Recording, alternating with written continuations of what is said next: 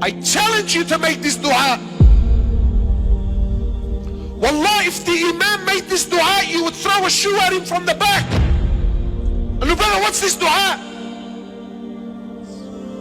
My dress is like the non-Muslim. My food is like the non-Muslim. My schooling is like the non-Muslim. My appearance is like the non-Muslim. My house is exactly like the non-Muslims. My dreams and my ambitions of owning a house and taking my family on a holiday at the end of the year and driving, every ounce of my body's ambition is exactly like the non-Muslim. My name was Muhammad, I changed it to Mo. My name was Mustafa, I changed it to Steve.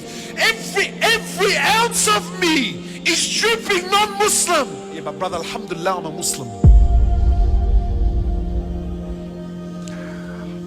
The Prophet says, glad tidings, hani'an, hani'an, glad tidings to the stranger. Honestly, who feels like a stranger, bro?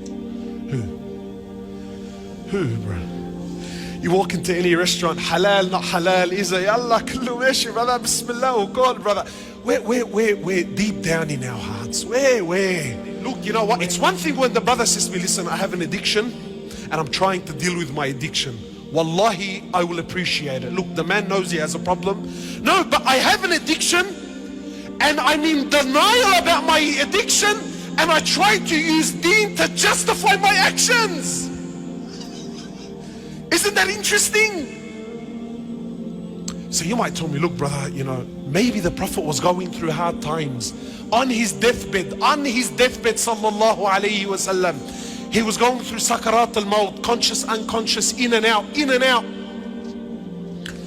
So he lost consciousness. Aisha is there, radiallahu ta'ala anha. Then he wakes up. Then he says to Aisha, authentic narrations, he says to Aisha, imagine, Aisha was 18 years old when the Prophet died.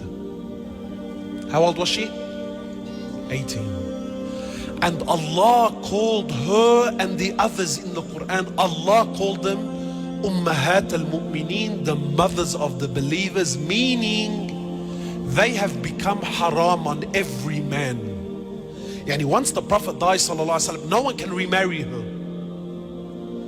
18 in a world and in a society where the man was everything. Imagine this 18-year-old is watching her husband die at the age, and she has her whole life that now she knows, I'm going to be alone. I can never remarry after him. So he wakes up from his, you know, he was unconscious, and says to Aisha, how much money do we have? This sunnah no one talks about.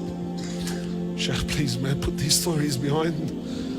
Let's speak about investments and stocks, and let's speak about buying houses, brother. Because in our hearts we believe that honor, that money will restore the honor of Islam. Ya Aish,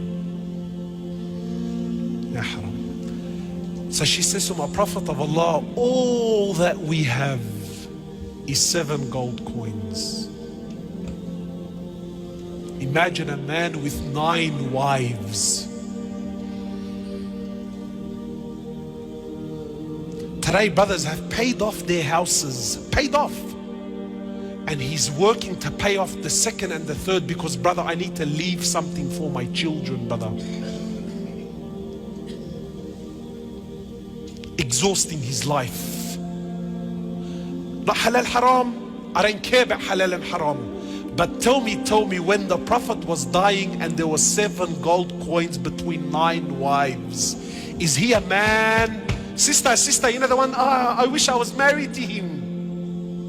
What Chanel handbag was he gonna buy you with 7 gold coins? Tell me, man. What hair and makeup studio were you gonna go to on a fortnightly basis? Tell me. What restaurant were you gonna be fine dining in? Tell me. So he says to Aisha, take the 7 gold coins and give them in charity now.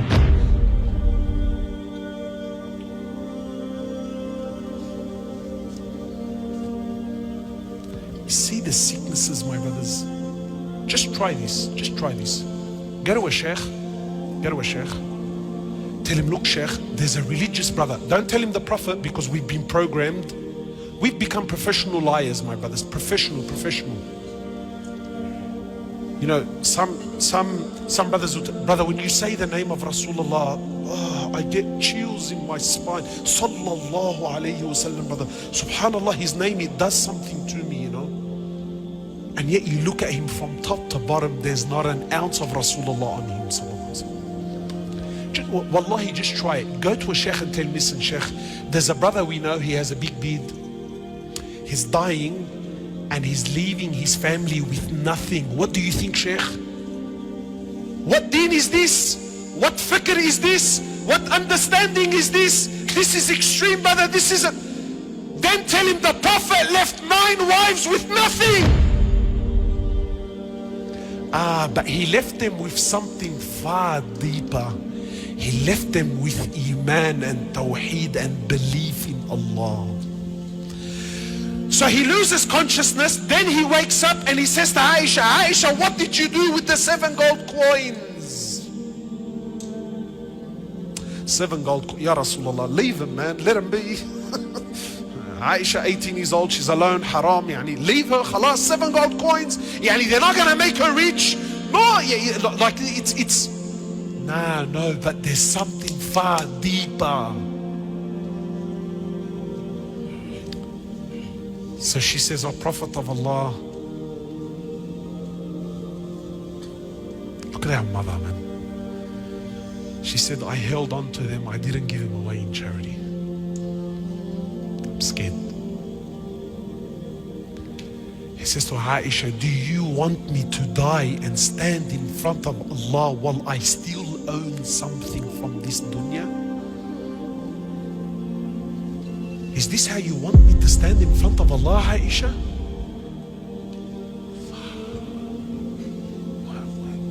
What's going on? My brothers, who's the Rijal?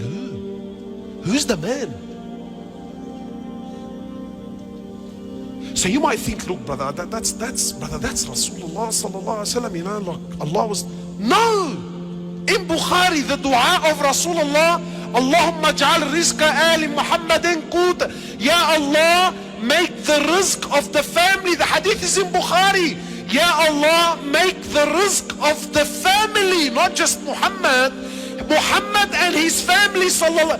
Make the rizq and the provisions of Muhammad and his family the bare minimum. I challenge you to make this dua. Wallah, if the Imam made this dua, you would throw a shoe at him from the back. And look, brother, what's this dua?